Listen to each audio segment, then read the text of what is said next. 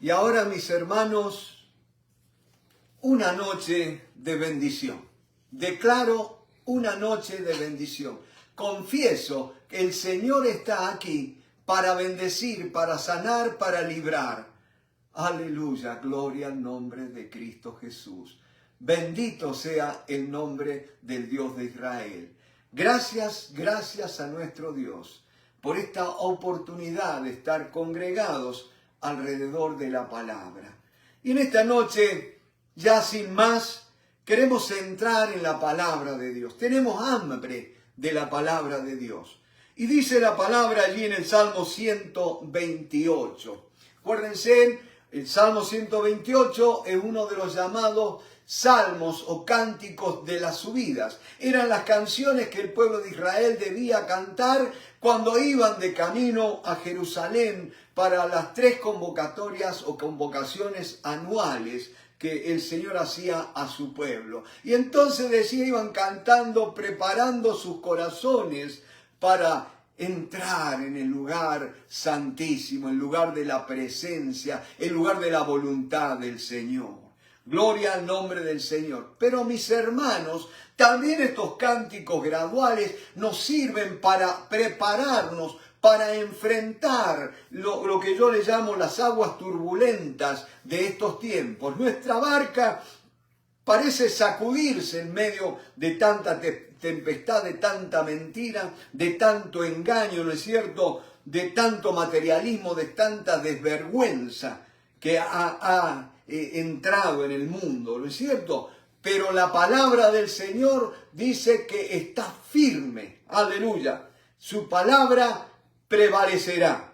Bendito sea el nombre del Señor, y podemos declarar confiadamente, cielos y tierra podrán pasar, mas tu palabra no pasará, no pasará. Por eso, mis hermanos, tenemos que seguir estudiando la palabra del Señor. Hay muchas iglesias que lamentablemente ahora, con aquello de modernizarnos, ya dicen, no tanta doctrina, ahora tenemos que compartir experiencias, acercarnos en relaciones personales.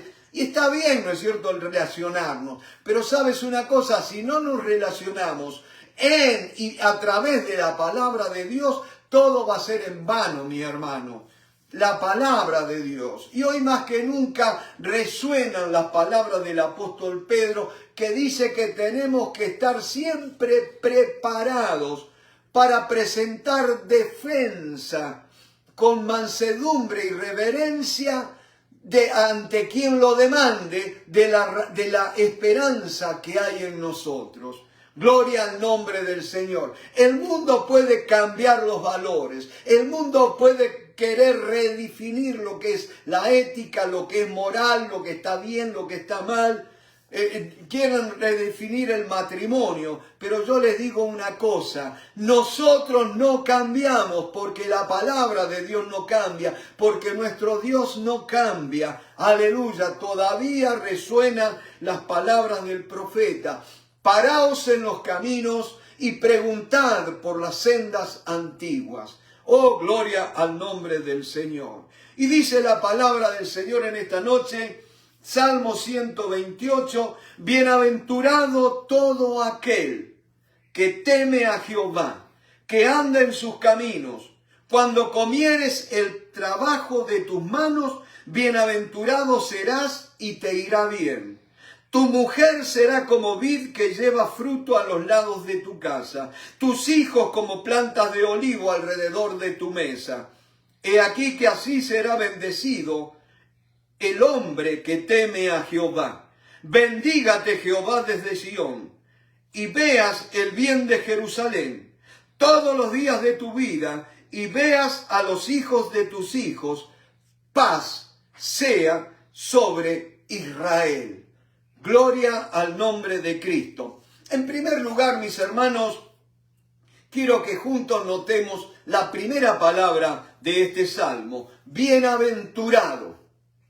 Aleluya. ¿Quién no quiere ser bienaventurado? ¿Quién no quiere ser feliz, dichoso? Aún la Constitución de los Estados Unidos de América nos garantiza que nosotros podamos perseguir de pursue, ¿no es cierto? En inglés, perseguir, procurar la felicidad. No te la garantiza porque nadie te puede garantizar la felicidad excepto que tú trabajes para ser feliz, mi hermano. Por eso dice, bienaventurado, feliz, dichoso, todo aquel.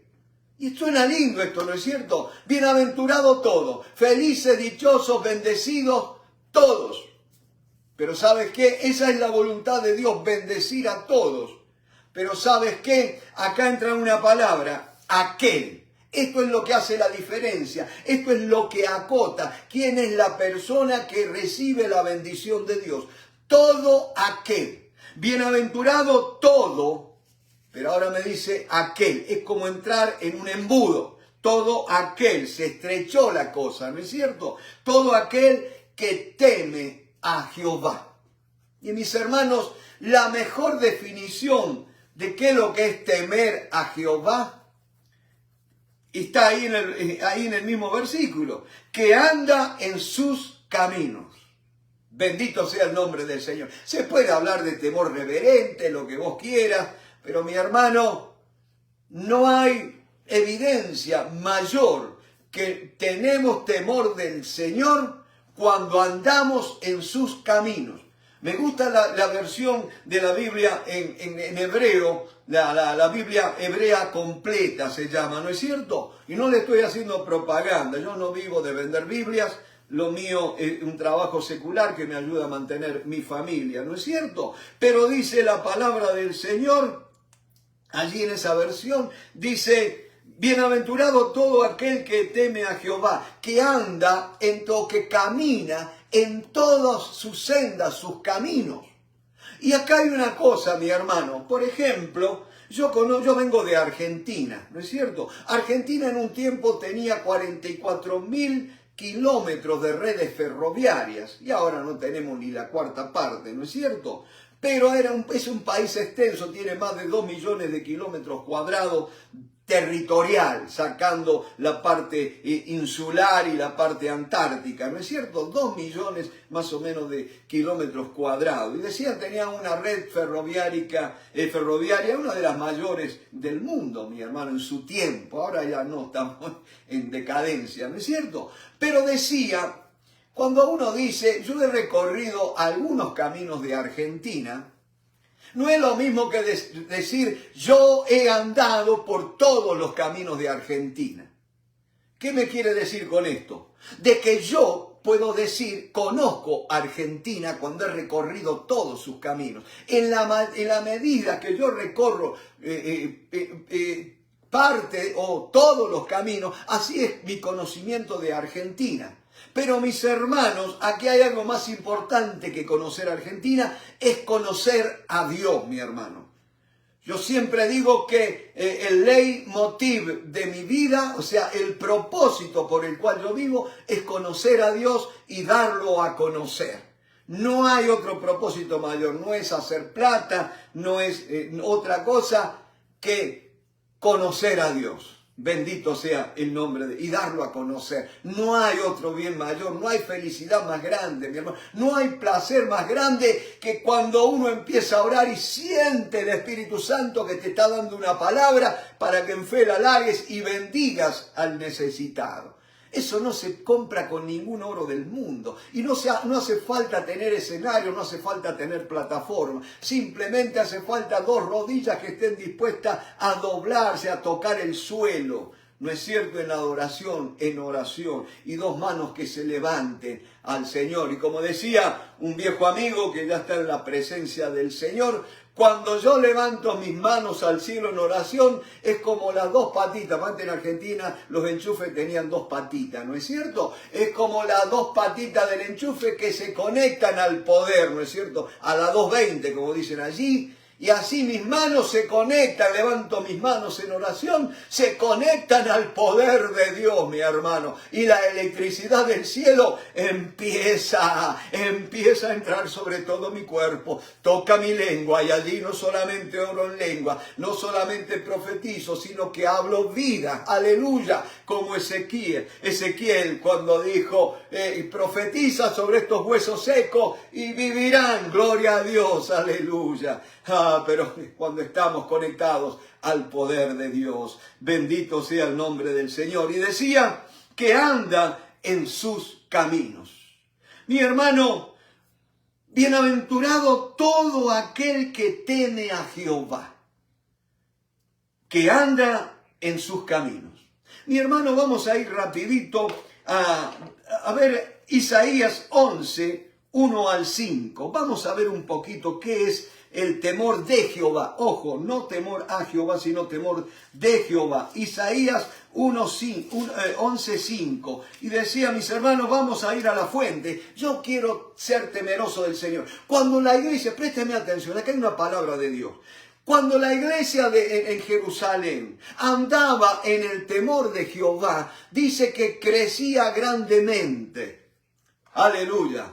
Pero también me dice que cuando los apóstoles predicaban la palabra y hacían grandes prodigios y milagros y señales, dice que el temor se apoderó del pueblo. Aleluya. Ahí vamos redondeando qué es el temor de Jehová, mi hermano. Y yo te lo puedo decir, el temor de Jehová es la respuesta en asombro que da el ser humano ante la manifestación del Dios Todopoderoso. O sea que no puede haber temor de Dios si no hay presencia de Dios. Me van siguiendo, por eso clamo, Señor, lléname de tu Espíritu. Señor, queremos ser inundados por tu Espíritu Santo. Yo no te pido más de tu Espíritu, yo te pido, Señor, que yo pueda darte más de mí. Porque el Espíritu Santo se da sin medida. Gloria al nombre del Señor. Temor de Jehová. Cuando viene la presencia. Isaías, mi hermano, no tuvo que ir a la escuela, no tuvo que andar viendo a ver qué, haciendo estudio bíblico. Simplemente dice, cuando murió el rey Ezequías. Aleluya. Cuando vino el problema, antes cuando Isaías estaba allí al amparo del rey, comiendo de la mesa del rey, no buscaba al Señor con el énfasis con que lo buscó cuando dice, en el año en que murió el rey Usías, vi yo al Señor, aleluya, cuando se le acabó el apoyo, cuando, como dicen los gauchos en mi tierra, cuando se le quitó el palenque donde se apoyaba, ¿no es cierto? Allí tuvo que buscar a Dios. Y en esta noche bendigamos a Dios por aquellos que estamos pasando por problemas, por enfermedades, porque el Señor no dice que no va a dejar postrado al caído para siempre. Lo va a levantar. Y en esta noche declaro palabra de Dios. El Señor extiende su mano y levanta al caído. Gloria al nombre de Cristo. Y dice la palabra del Señor, ¿no es cierto?, que ahí Isaías vio al Señor en un trono alto y sublime. Y que dijo, ¡ay de mí! Tuvo miedo. Y no tuvo temor reverente. Se lo digo en cordobés. Tuvo cuicui. Tuvo miedo. O como dicen en la calle, se frunció. Eso es temor, mi hermano. Pero ¿sabes qué? Porque si no entendemos de esta manera, mi hermano, vamos a seguir tocando de oído.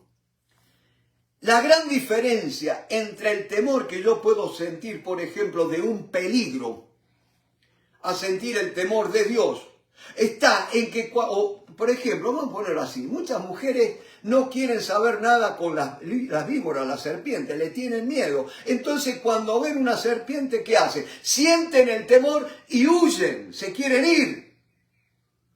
Pero el temor de Dios, el temor de Jehová, te va a hacer sentir el temor. Isaías lo tuvo, Moisés lo tuvo.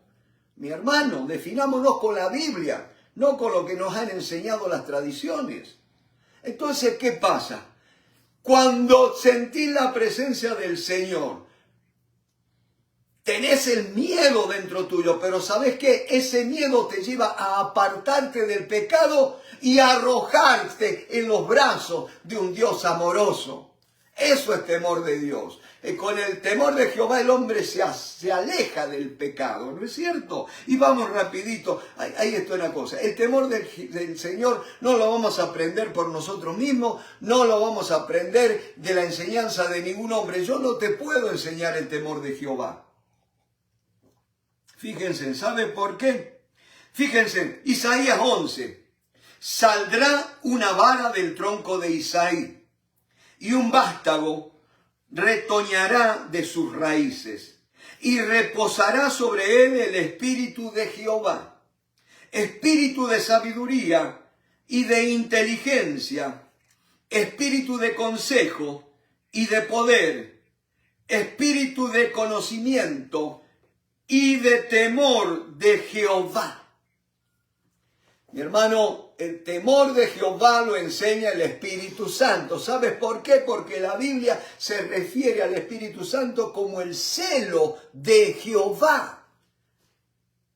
¿O pensáis que la Escritura dice en vano que el Espíritu que ha hecho morar en vosotros os anhela, lo cela celosamente, anhelosamente, nos quiere poseer el Espíritu Santo, mi hermano? Y eso para mí es una gran honra, y eso es lo que me lleva a buscarle cada día, saber que el Santo Espíritu de Dios me quiere poseer. Aleluya. Sí, ven Espíritu Santo, toma nuestras vidas, apodérate de nosotros, apodérate, aleluya. Y dice la palabra del Señor, y le hará entender diligente en el temor de Jehová. No es solo temer, no es, vamos a poner una emoción, sino también que te va a hacer entender diligentemente en el temor de Jehová. Eso es obra del Espíritu Santo. Y dice, no juzgará según la vista de sus ojos. Aleluya, nosotros juzgamos por lo que vemos, y dice, ni arguirá por lo que oigan sus oídos. Decime si no nos pinta a nosotros. Pero aquel que anda en el temor de Jehová no va a ser rápido para abrir la boca y hacerse eco de cuántas cosas escucha. No, mi hermano, porque Él te da discernimiento, sino que juzgará con justicia a los pobres y arguirá con equidad por los mansos de la tierra. Y herirá la tierra con la vara de su boca, y con el espíritu de sus labios matará al inicuo. Fíjense, ahí está el plan de Dios desarrollado para los últimos tiempos. O sea que el temor de Jehová es algo que el Espíritu Santo es el que nos viene a traer en nuestras vidas. Me van siguiendo, mis hermanos, pero vayamos también a Deuteronomio 10. Gloria al nombre del Señor. Deuteronomio. Deuteronomio quiere decir segunda ley o ley posterior, o sea, la repetición. No es vano, mi hermano, présteme atención a esto. Deuteronomio no es en vano, que es el último libro de Pentateuco, el libro que va a conectar con Josué. ¿No es cierto? ¿Por qué? Porque ellos tenían que tener la repetición de la ley nuevamente. La ley tenía que estar bien aprendida, bien agarrada por el pueblo si quería vivir en victoria. Iban a entrar en la conquista, pero tenían que vivir en santidad, mi hermano. Y la ley representa la justicia, la santidad de Dios. Gloria al nombre del Señor. Por eso no vengan, mi hermano, por favor, con aquello que el Nuevo Testamento solo, sino toda la Escritura es inspirada por Dios. Y cuando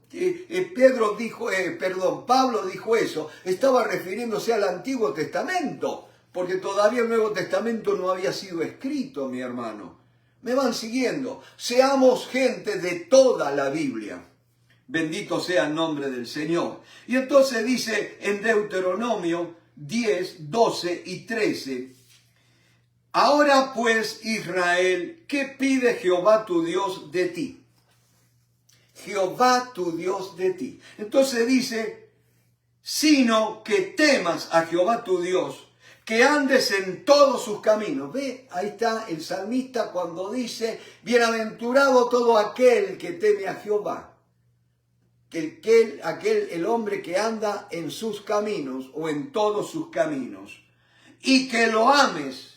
O sea, andar en los caminos significa hacer las cosas como Dios quiere que las hagamos, mi hermano. No como el mundo, mi hermano. Que no seamos de aquellos que vieron cuando el mundo dice, cuando alguien no quiere hacer nada, dice, pero nadie lo hace. Y cuando queremos hacer algo, decimos, todo el mundo lo hace.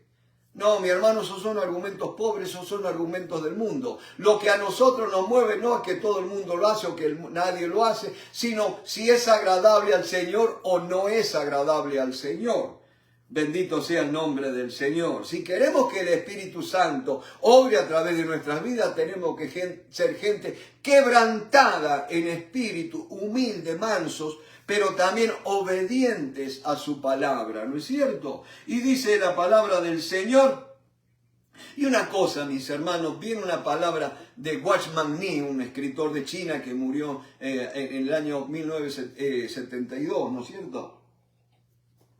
En la cárcel, allí en la China de Mao Zedong. Y él dijo, debemos conocer la verdad. Yo amo conocer la verdad, mi hermano. El mayor tesoro después de conocer a Dios es el conocimiento de su palabra, tener sabiduría. Por eso, mi hermano, yo no pierdo la oportunidad de aprender acerca de la palabra del Señor y realmente me da satisfacción, me da placer poder decirle al Señor cuando dice Él, preséntate a Dios como obrero aprobado, que no tiene de qué avergonzarse, sino que usa bien la palabra de verdad. ¿No es cierto? Pero decíamos, tenemos que conocer la palabra del Señor, no para andar señalando errores, sino para hacer libres a los hombres. Aleluya. Aleluya, porque la mayor esclavitud no es la de las rejas, la mayor esclavitud es no conocer a Dios y no conocer el propósito de Dios para nuestras vidas. Este país es un país que se jacta de ser un país de libertad, pero tenemos demasiada gente encarcelada, pero no solamente en las cárceles, en las prisiones físicas, sino también que este es el mayor país consumidor de drogas y de ansiolíticos y de tantos remedios contra los nervios, contra la depresión, y es un país libre. Pero ¿sabes qué, mi hermano? Cuando no sabemos para qué vivir, cuando nos falta propósito, mi hermano, cuando no tenemos una razón para salir de la cama por las mañanas, estamos presos, mi hermano. Estamos presos y Jesucristo nos hace libres, ¿no es cierto? Entonces decía la palabra del Señor, ahora pues Israel, ¿qué pide Jehová tu Dios? Vuelvo a leer en el versículo 12 del capítulo 10 de Deuteronomio. Sino que temas a Jehová tu Dios, que andes en todos sus caminos y que lo ames. ¿Ve? ¿Cómo es eso? Tenerle temor, tenerle miedo y encima amarlo. Ese es el equilibrio, eso es lo que el Espíritu Santo viene a hacer en la vida del creyente. Porque si fuera por nosotros mismos, sí, tenemos que tener reverencia de Dios. Pero escúchame, ¿quién es capaz de reverenciar a Dios como Él se lo merece? Si yo pensara que yo soy capaz de reverenciar a Dios como Él se lo merece, sería un estúpido. Porque soy imperfecto, soy muy limitado. ¿Me van siguiendo? Necesito la asistencia del Paracleto, del Consolador, el Espíritu Santo. Y dice, y que lo ames y sirvas a Jehová tu Dios con todo tu corazón. No se puede servir a Dios con nuestra buena voluntad, con nuestro deseo. Se necesita la gracia de Dios. Pablo decía que nos exhortaba a no recibir la gracia de Dios en vano. Y después dice, porque por la gracia de Dios soy lo que soy. Nunca vamos a llegar a ser lo que debemos ser si no es mediante la gracia de Dios en nuestras vidas. Aleluya, gloria a Dios, soy un predicador de la gracia de Dios, pero no de eso para andar en libertinaje, sino para ser lo que el Señor quiere que seamos, y es con el favor de Dios, ¿no es cierto? Bendito sea el nombre del Señor, y gracia es favor inmerecido, o sea que no podés hacer nada para ganarte el favor de Dios. El gran amor con que nos amó es el que lo llevó a dar a su Hijo. Entonces dice que guarde los mandamientos de Jehová y sus estatutos. No, bueno, me salté un pedacito. Y que lo ames y sirvas a Jehová tu Dios con todo tu corazón y con toda tu alma. Que guardes los mandamientos de Jehová y sus estatutos, que yo te prescribo hoy para que tengas prosperidad. Ahí ya más o menos tenemos un panorama de lo que es el temor de Dios, ¿no es cierto? El temor de Jehová. Bienaventurado, volvemos al Salmo 128, bienaventurado todo aquel que teme a Jehová, que anda en sus caminos. Temor de Dios es andar en los caminos de Él, ¿no es cierto? De nada vale que digamos reverencia, que eso entramos al templo en silencio, vestido de saco y corbata. A mí me encanta ir vestido de saco y corbata, ¿no es cierto? Pero eso no es reverencia, ¿no es cierto? Reverencia es todo el día, cuando yo trabajo, cuando lo hago quedar bien, como quien dice, ¿no es cierto? Acuérdense cuando uno era chico, vivía en pueblo chico, ¿no es cierto? Entonces no decían, Luisito se portó mal. El Luisito de Doña María hizo tal y cual cosa. Y mamá siempre nos decía, cuidadito con hacerme quedar mal delante de la gente, porque no van a decir ustedes, sino que miren la madre que tienen estos chicos, ¿no es cierto? Y así también la gente cuando dice, cuando nosotros como cristianos trabajamos como cualquier mundano ahí a desgano, no somos puntuales, no le ponemos ganas, ¿no es cierto? Cuando podemos faltar, faltamos ante la menor excusa o razón, ¿no es cierto? Y la gente dice, sí, fíjate, si este que habla de Dios, mira cómo es. Ese Dios no sirve, no cambia a nadie, si es un atorrante igual que nosotros. ¿Para qué queremos a Dios? Tengamos cuidado, ¿no es cierto, mis hermanos? Entonces dice que anda en sus caminos. Y ahí viene la bendición descrita. Cuando comieres el trabajo de tus manos. Mi hermano, bendición no quiere decir no tener que trabajar. Bendición quiere decir tener que trabajar con el favor de Dios. ¿Me van siguiendo? Y hay que tener muchos cuidados porque hoy con todos estos gobiernos que están saliendo, donde están llevando al pueblo a que quieran vivir panza arriba sin trabajar, mi hermano. Eso es un descaro, que te prometen el oro y el moro y uno lo vota porque le dicen, no vas a tener que trabajar, no vas a tener que hacer esto. Escúchame, ¿con qué plata van a hacer eso si los estados cada vez están más pobres, los países están cada vez más saqueados? Basta ya de creer promesas falsas. Creamos las promesas de la palabra de Dios, pero acuérdate, aquel presidente o aquel político que te venga a decir que no vas a tener que trabajar, y seguro que te va a proponer un negocio sucio. Porque todavía, mis hermanos, la única fuente genuina de riqueza es el trabajo, mi hermano. Aunque te digan, pero trabajando uno no se hace rico. Sí, Señor, porque el que trabaja honradamente, el que hace todo para el Señor, recibirá la recompensa del Señor. Pero acuérdate que nuestra vida no se termina acá en la tierra. Nuestra vida continúa por la eternidad y ya vas a ver todo el rédito que hemos logrado siendo fieles al Señor acá, aunque no tuviéramos un montón de cosas que otros tienen, mi hermano. Cuando comieres el trabajo de tus manos, bienaventurado serás, otra vez, feliz, dichoso serás y te irá bien. Mis hermanos, hoy por hoy está habiendo un problema muy grave en el mundo. Y mis hermanos, ustedes saben que cada vez ya estamos cerca andamos más de los 7.000 millones de habitantes, ¿no es cierto? Y los recursos siguen siendo lo mismo. Es más, hay países que ya se están agotando los recursos y se está hablando de que va a venir una gran hambruna, de que va a haber un montón de situaciones. Pero yo te recuerdo una cosa, mi hermano. La palabra del Señor te dice allí en el Padre Nuestro que debes pedir por el pan nuestro de cada día, dánoslo hoy. ¿Sabía o no sabía, papá, que iba a llegar el momento que lo ibas a necesitar? Bendito sea el nombre del Señor. Pero también, mi hermano, va a haber mucha contaminación de alimentos, ¿no es cierto? Donde pesticidas, plaguicidas y cuantas cosas que por generar mayor cantidad de productos, mayores riquezas, están poniendo en peligro a la población, sobre todo a aquellos desposeídos, ¿no es cierto? En los países del tercer mundo, donde no hay control ambiental, no hay nada. Mi hermano, tengamos cuidado, tenemos que controlar cuidar el medio ambiente, mi hermano.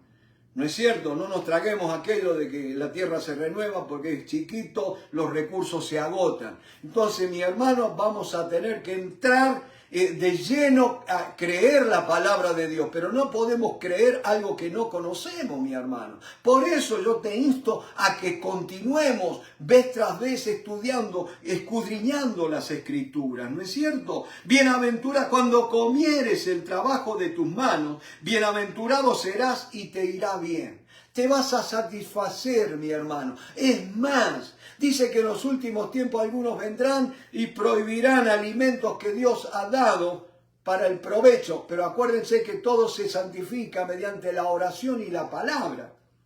O sea, mis hermanos, con este tema también de alimentos orgánicos, no orgánicos, te lo están cobrando más caro, te están llevando la plata de tu bolsillo. Ojo, no estoy haciendo apología de que no orgánico, pero sí también... también es muy notable, ¿no es cierto? Orgánico. ¿Usted piensa que la gente pobre, qué va a elegir, el orgánico o el más barato? Va a elegir el más barato. Por eso mi Dios se pone del lado del desposeído. Por eso es que el Señor dijo, bienaventurados los pobres. Bendito sea el nombre del Señor. Cuando comieres el trabajo de tus manos, bienaventurado serás y te irá bien.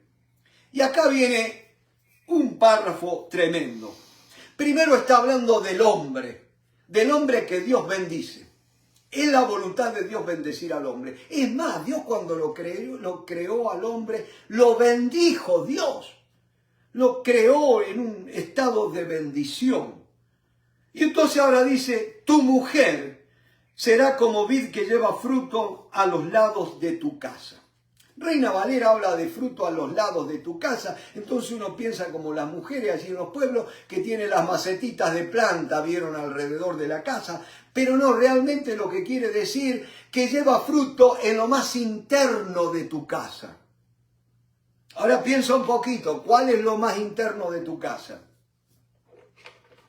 Y yo creo que la alcoba nupcial, ¿no es cierto? El cuarto matrimonial. Porque ahí no va a entrar cualquiera, ¿no es cierto? Lo más íntimo de la casa. Será como vid. Mi hermano, para un judío tener una vid representaba ¿qué cosa? Que iba a tener vino, el fruto, la alegría que trae el vino. Ojo, no la borrachera, como en el caso de Noé, ¿no es cierto? Plantó una vid y después se emborrachó. Pero el pueblo de Israel tiene en alta estima lo que es el vino. ¿No es cierto? Y enseña la palabra habla de bien manera, lo que no habla, lo que nos advierte, no detenernos en el vino. Pero sí, el vino es bueno, mi hermano. Acá dice, tu mujer será como vid que lleva fruto a los lados de tu casa, en lo más íntimo de tu casa, mi hermano. Habla de bendición, habla de que no habrá esterilidad, mi hermano. Gloria al nombre del Señor. Y acuérdense que ahora hay mucha gente que quiere controlar la proliferación de los habitantes de este planeta y ahora están mandando campañas de control de natalidad a los países pobres, ¿no es cierto? Y esto y que lo otro, cuando sabemos que bendición de Jehová es el fruto, ¿no es cierto?, del vientre. Ahora, por supuesto, mi hermano, tengamos cuidado, tenemos que ser... Yo creo que la cantidad de hijos tiene que estar dada por la capacidad de la esposa, no de las ganas del esposo, ¿no es cierto? ¿Por qué? Porque la que carga con los hijos es la mujer, ¿no es cierto? Entonces dice, tu mujer será como vid que lleva fruto a los lados de su casa, tus hijos como plantas de olivo alrededor de tu mesa. Hombre, mujer, hijos. Dígame si usted no está viendo algo ahí, lo que estoy viendo yo. Matrimonio. Matrimonio. El hombre bendecido, ahí está la clave. ¿Cuál es el candidato, mi hermano, para un matrimonio de éxito? Lamentablemente la tasa de divorcios entre los heterosexuales es terrible y eso usan aquellos que están a favor de los matrimonios gay, de que dice que se divorcian más, ¿no es cierto? En proporción, por supuesto. La clave para un buen matrimonio empieza con un hombre que ha sido entrenado por Dios, mi hermano.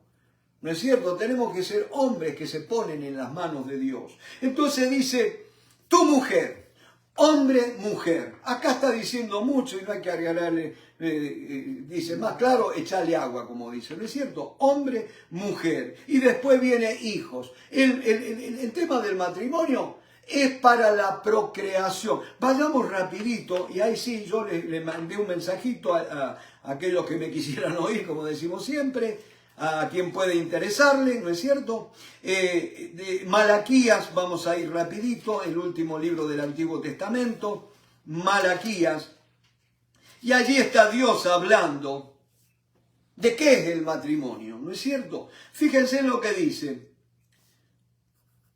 versículo, Malaquías capítulo 2, verso 13.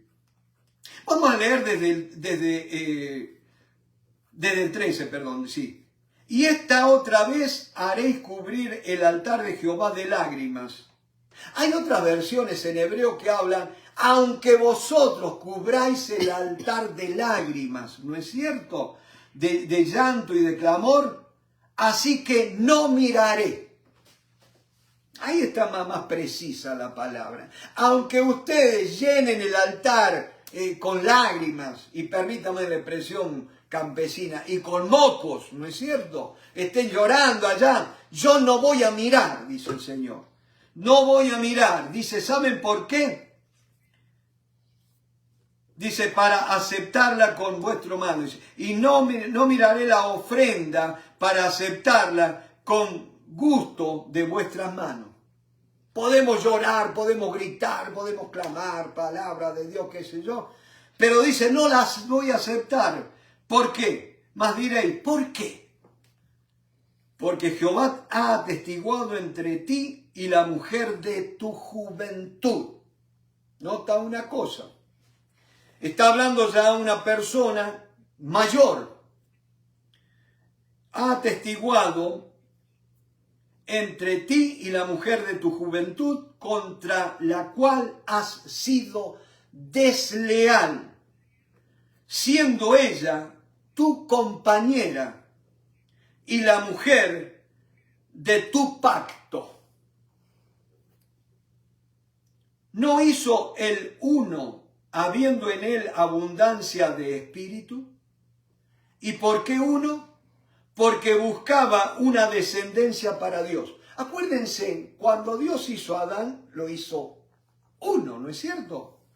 Pero hablaba en plural cuando Dios hizo a Adán. Y hay algunas teorías, ahora hay una falsa doctrina que están hablando de que estaban los dos sexos en Adán, o que en Dios están los dos sexos, porque dice, hagamos nuestra imagen y semejanza, ¿no es cierto? Y es más, porque no hay, en la deidad no hay una mujer, ¿no es cierto? Y cosas ridículas que se están hablando. Por eso tengamos cuidado, tenemos que conocer la Biblia, ¿no es cierto? Entonces, dice, y no hizo él uno. Acuérdense que de un solo linaje Dios hizo toda la creación, toda la raza humana, ¿no es cierto? Habiendo en él abundancia de espíritu. Ahí está la primera clave. Un hombre en el cual hay abundancia de espíritu. ¿Y por qué uno? Acuérdense que cuando Dios crea a Adán, lo pone en el huerto del Edén, le da la tarea de guardarlo, ¿no es cierto?, de cultivarlo, todo, pero dice Dios, no es bueno que el hombre esté solo. Le haré ayuda idónea. Léalo en su casa, capítulo 2 de Génesis. Pero fíjense, léalo, reléalo el capítulo 2 y va a ver que dice, no es bueno que el hombre esté solo. Y me gusta la versión hebrea porque dice, no es bueno que la persona esté solo. Le haré ayuda idónea para él. Y después dice, y Jehová Dios le trajo, creó animales. Vamos a ir rapidito porque me parece verle la cara de duda que tiene, ¿no es cierto? Vayamos rapidito y en el capítulo 2. En el verso 18, Génesis capítulo 2, verso 18. Y dijo Jehová Dios, no es bueno que el hombre esté solo, le haré ayuda idónea para él. Y no lo que dice el versículo siguiente, el 19. Jehová Dios formó, pues de la tierra, Y uno hubiera podido esperar y dice, bueno, formó una mujer. Dice, después que dice, no es bueno que el hombre esté solo, le haré ayuda idónea para él. Jehová Dios formó pues de la tierra toda bestia del campo y toda ave de los cielos y las trajo a Adán. Entonces, hermano, no se me adelante. Y se las trajo a Adán. Y entonces, ¿qué le dice? Para que viese cómo las había de llamar. Y todo lo que Adán llamó a los animales vivientes, ese es su nombre. Mi hermano, Dios formó al hombre. Dios es el que tuvo en la mente el matrimonio. Y Dios nos quiere hacer ver en esta noche que ese hombre, antes de poder recibir esa mujer por compañera, él le fue a traer otra tarea, pero una tarea en donde ya tenía que tener creatividad. O sea que ese hombre tenía que estar desarrollado. No es solamente que, ¿se acuerdan cuando uno era jovencito y miraba a una chica? Lo primero que preguntaban, pero ¿con qué la va a mantener? ¿No es cierto? Y se estudió, no me acuerdo. Ay, la que tuve que luchar yo cuando la conocí a Alicia, ¿no es cierto? Las dos únicas novias que yo tuve que hablé con el papá fueron una en Oliva, en la provincia de Córdoba, ¿no es cierto? Que el papá me quería romper la cara porque decía que yo era un atorrante, un vago, que quería aprovecharme de su hija, entonces tuve que un día pedirle por favor que me escuchara y me expusiera mis razones. Me hago corta la historia, terminamos siendo muy buenos amigos, pero al tiempo la hija me terminó dejando, ¿no es cierto? Y después fue con Alicia. Dos únicas mujeres que hablé, tuve más, ¿no es cierto? Pero con las dos únicas que hablé con el papá. Y yo me acuerdo que cuando me acerqué a la familia, era una familia bien constituida, de italianos, familiares, y yo venía de un hogar destruido, ¿no es cierto? Padre divorciado, el papá que golpeaba a mi mamá, ¿no es cierto? Y todo lo demás, y entonces, pobre mi suegra, es hija, ¿con quién te vas a meter? Pero qué lindo que mi suegro, la única pregunta que hizo no me la hizo a mí, sino a Alicia. Don Natalio le preguntó, hija, ¿vos lo querés a él? Y Alicia le dijo, sí. Suficiente. Hermano, no tengo ningún empacho en decirlo, que gracias a mis suegros, los primeros tiempos pudimos vivir en un cuartito que ellos nos acomodaron. ¿No es cierto? Ni baño teníamos porque teníamos que ir a la casa de ellos. Fíjense, cuando Dios está en el asunto, mueve las cosas. ¿No es cierto? Pero nunca, nunca un novio tiene que pasar por encima de la autoridad del padre de la novia. ¿No es cierto? Y allí está Dios y le trae todos los animales para que le pongan nombre a Adán.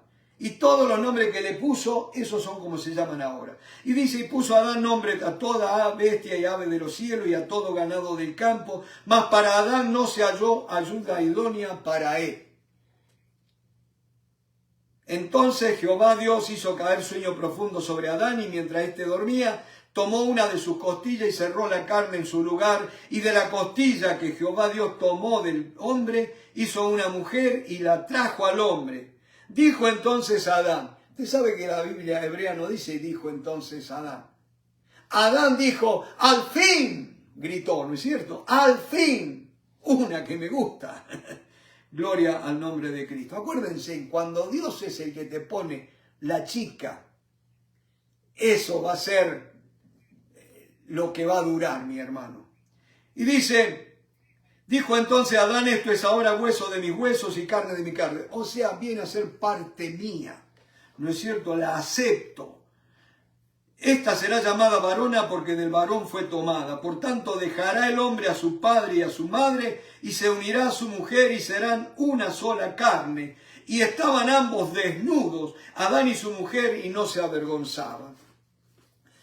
Mis hermanos, acá tenemos que ver que el matrimonio, antes que nada, es un pacto, un compromiso. Ahora, ¿Cuál es la diferencia entre un pacto y un acuerdo? Porque algunos pueden haber sido un acuerdo o contrato, ¿no es cierto? Donde dos personas se ponen de acuerdo ante situaciones. Es que el acuerdo, el contrato, puede ser reincidido, ¿no es cierto? Cuando las cosas no se dan, que se viene a petición de uno de ellos, se reincide. Por eso dice Dios que Él aborrece el divorcio. Mi hermano, tenemos que apuntar al no divorcio. No dejemos la puerta abierta ante la posibilidad, el plan B, como dicen algunos. Cuando yo estoy seguro que Dios es quien está en el asunto, es como dice Proverbios, el que haya esposa, haya el bien o el gran bien, como dicen los hebreos, y alcanza la benevolencia, la buena voluntad de Dios. Cuando decidís, mi hermano, poner los ojos en una chica, ¿no es cierto? Gloria a Dios, porque es Dios quien te pone ese deseo, mi hermano, ¿no es cierto? Y allí decía, orás a Dios, buscá la voluntad, y allí Dios es quien se pone en el asunto, mi hermano, y va a tocar, va a ser la mujer que vos necesitás, mi hermano, que sea la ayuda idónea. ¿No es cierto? Gloria al nombre del Señor. Es un pacto, mi hermano. ¿Por qué es un pacto? Porque yo un contrato lo puedo firmar entre dos personas y a lo sumo delante de un juez o de un escribano. Pero un pacto es con Dios. Y hay una cosa, mi hermano, que hay que decirlo. Pacto.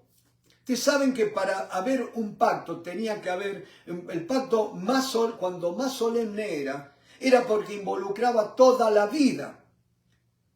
Y solamente hay dos pactos que duran para toda la vida. Uno va a durar por la eternidad, que es el pacto que Dios hizo con nosotros a través del derramamiento de la sangre de su Hijo.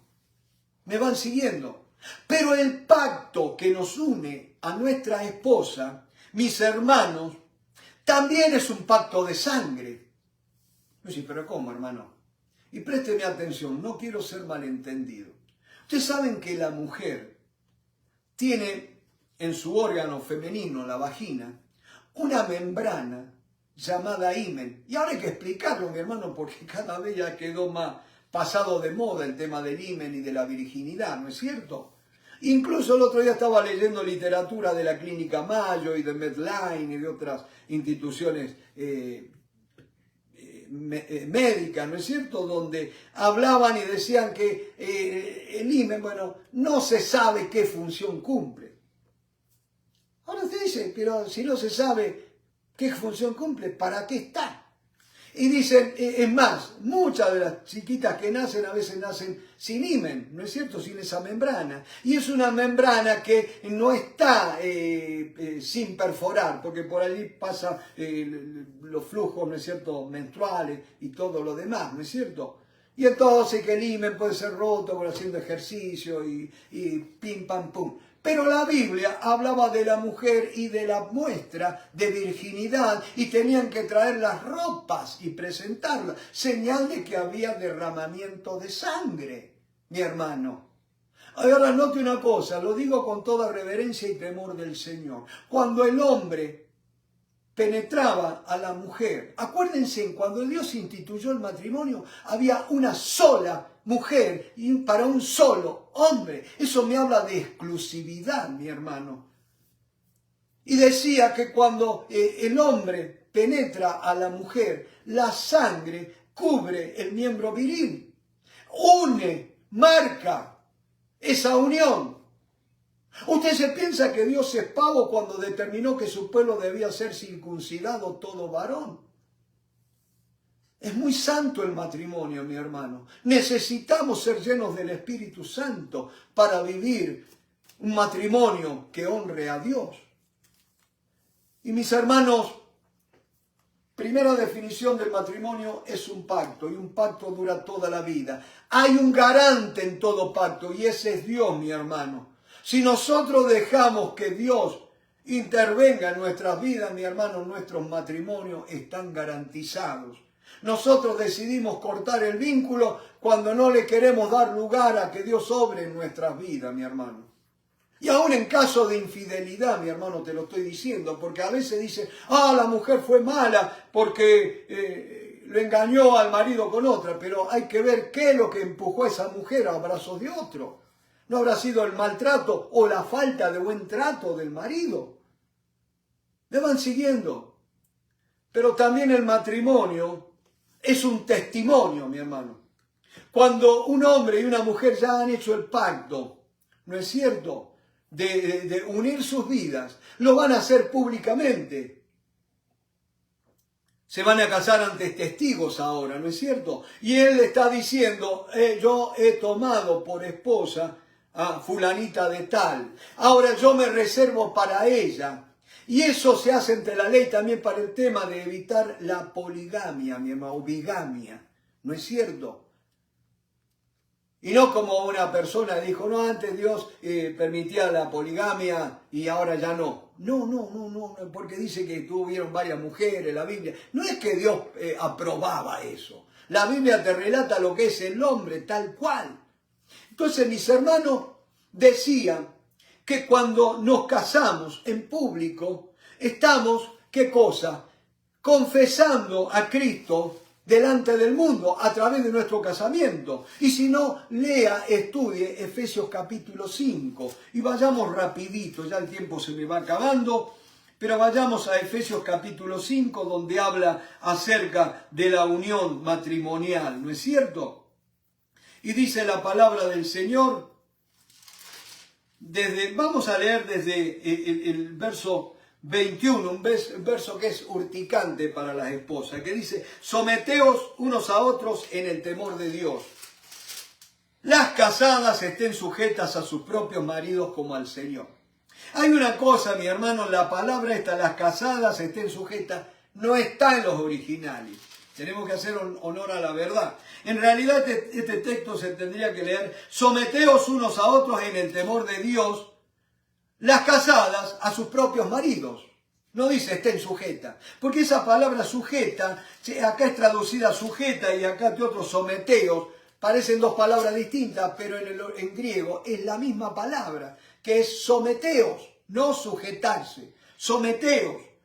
Entonces dice, porque el marido es cabeza de la mujer, así como Cristo es cabeza de la iglesia, la cual es su cuerpo, y Él es su Salvador. Así que como la iglesia está sujeta a Cristo, así también las casadas lo estén a sus maridos en todo. Maridos, amad a vuestras mujeres, así como Cristo amó a la iglesia y se entregó a sí mismo por ella. Ve, el rol del marido en primer lugar es entregarse a sí mismo a su esposa para santificarla, habiéndola purificado en el lavamiento del agua por la palabra. Y voy a terminar con esto porque ya el tiempo se me fue y dice... En verso 32 dice, grande es este misterio. Aleluya. Está hablando del matrimonio.